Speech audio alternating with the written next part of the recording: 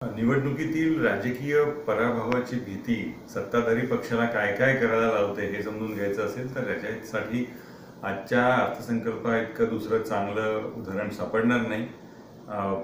5 वर्षात 6वा अर्थसंकल्प मांडण्याचा हा सरकारचा एका अर्थाने विक्रमच म्हणायला हवा.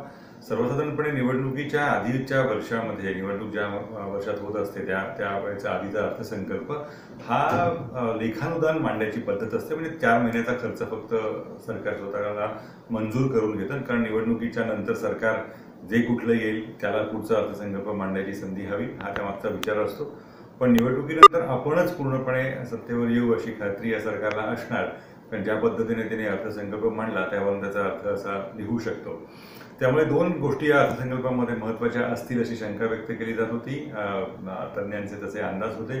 लोकसत्तेने ही विविध संपादकीयात तशी भूमिका मांडलेली होती.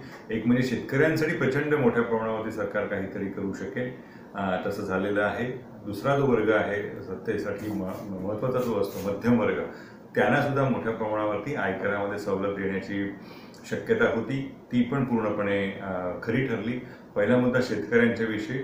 शेतकऱ्यांना जे काही अनुदान जी मदत दिली जाणार आहे त्यासाठी लोकसत्तेने संपादकीयामध्ये आधी लिहिलेलं होतंच की तेलंगणचे मुख्यमंत्री चंद्रशेखर राव यांनी जे काही एक नवीन प्रारूप विकसित केलेलं आहे की शेतकऱ्यांना कर्जमाफी न करता त्याच्या मालकीप्रमाणे त्याला वर्षाला त्याच्या पिकासाठी किंवा जे काही उत्पन्न असेल त्याचा आधार म्हणून एक ठराविक रक्कम मंजूर करायची. तिथे 2 हेक्टरसाठी 4,000 रुपये अशी मदत त्यांनी जाहीर केली. चंद्रशेखर राव यांनी त्याचा निवडणुकीत फायदा झाला. राव यांना त्यांचा पक्ष मोठ्या जोमाने पुन्हा सत्तेवर आला. त्याच्याच स्वरूपाचा निर्णय या सरकारने सुद्धा घेतलेला आहे. शेतकऱ्यांना वर्षाला 6,000 म्हणजे साधारण महिन्याला 500 रुपये याप्रमाणे शेतकऱ्यांना त्याच्या जमिनीच्या मालकीनुसार ती मदत दिली जाणार आहे. आणि यातला महत्त्वाचा भाग असा की ती पूर्वलक्षी प्रमाणे मदत दिली जाईल. 2 डिसेंबरच्या महिन्यापासून त्या मदतीची अंमलबजावणी सुरुवात होईल. याचा अर्थ निवडणुकीची आचारसंहिता जाहीर व्हायच्या आधी शेतकऱ्यांच्या हाती सरकार 2-2-2 अशा पद्धतीनं हप्त्यांमध्ये शेतकऱ्यांची देणी चुकती करू शकेल. हा एक महत्त्वाचा भाग. दुसरा मुद्दा मध्यम वर्गाचा. सरकारने मध्यंतरी आर्थिक निकषांवरती आरक्षण जाहीर केलं. त्याच्यासाठीची किमान मर्यादा होती ती 8 लाख रुपये वर्षाला उत्पन्न असलेला, म्हणजे महिन्याला त्याचा पगार साधारण 63,000 रुपये आहे. त्यांना सुद्धा आयकराच्या या जाळ्यामध्ये जे आहेत त्यांना सुद्धा या राखीव जागा योजनेचा फायदा मिळणार होता. त्याच्यातनं एक विरोधाभास तयार झाला होता. तो असा की 8 लाख रुपये जर वर्षाला उत्पन्न असेल तर ती व्यक्ती ही राखीव जागांसाठी आता पात्र ठरणार होती. पण त्याच वेळेला आयकराची भारतातली मर्यादा 2.5 लाख रुपयांपासून सुरुवात होते. म्हणजे 2.5 लाख वर्षाला ज्याचं उत्पन्न आहे तो आयकर भरणार, पण त्याच वेळेला गरीब म्हणून या आरक्षणासाठी सुद्धा पात्र ठरणार. हा विरोधाभास होता. त्यामुळे त्या विरोधाभासाला दूर करण्यासाठी सरकार काहीतरी करेल असं म्हटलं जात होतं. लोकसत्तेने संपादकीयातही तसा अंदाज व्यक्त केला होता.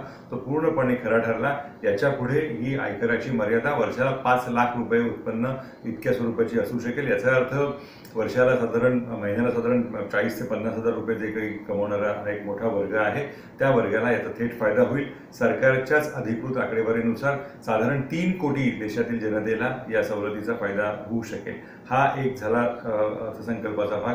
दुसरा भाग त्यातला अतिशय महत्त्वाचा आहे, तो विश्लेषणासाठी समजून घेणं गरजेचं आहे. हे सगळं करत असताना सरकार पैसा आणणार कुठून हे अद्याप स्पष्ट झालेलं नाही. गेल्या वर्षीच्या तुलनेत सरकारच्या योजनांवरचा खर्च 13% वाढेल अशी सरकारने घोषणा केली. आजच त्याप्रमाणे त्याचं सांगितलं. तर त्याप्रमाणे ही खर्चाची जशी घोषणा झाली त्याचबरोबर सरकारने वित्तीय तूट वाढेल असं पण सांगितलं की 3.3% इतक्या प्रमाणात ती वित्तीय तूट राखली जाईल असं वचन गेल्या वेळेला अरुण जेटली यांनी अर्थसंकल्प मांडताना दिलं होतं. आत्ता जो अर्थसंकल्प सादर झाला त्यानुसार पियुष गोयल यांनी जी काही आकडेवारी दिली त्यानुसार 3.4% इतकी आता ही वित्तीय तूट असू शकेल.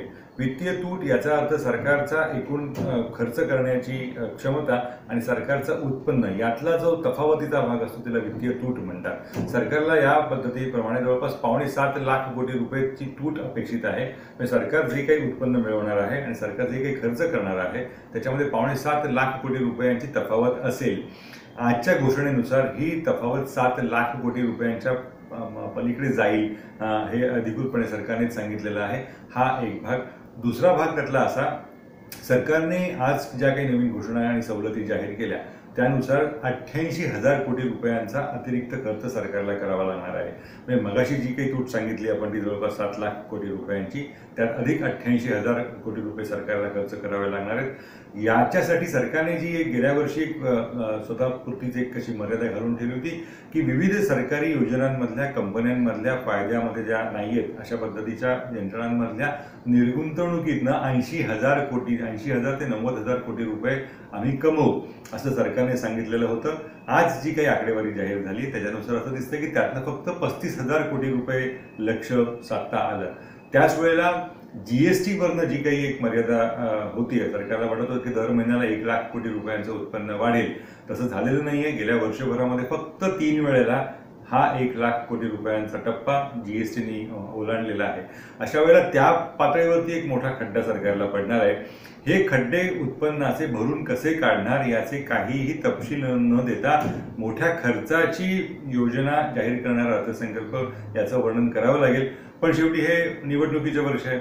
निवडणुकीच्या वर्षामध्ये लोकप्रिय जे ते करावं असं साधारणपणे प्रथाच आहे आणि ती प्रथा ही पूर्णपणे सरकार पाळत आहे असं त्याचं आपल्याला वर्णन करता येईल, त्याविषयी भाष्य करता येईल. अर्थशास्त्रामध्ये असं म्हटलं जातं की हेरॉल्ड लास्कीच्या एका मोठ्या विद्वानाचं तत्ववेत्याचं असं सुंदर मत आहे की जे चांगलं राजकीय आर्थिकदृष्ट्या जे चांगलं असतं ते राजकीय दृष्ट्या वाईट असतं. हे आज सरकारने पुन्हा एकदा दाखवून दिलेलं आहे.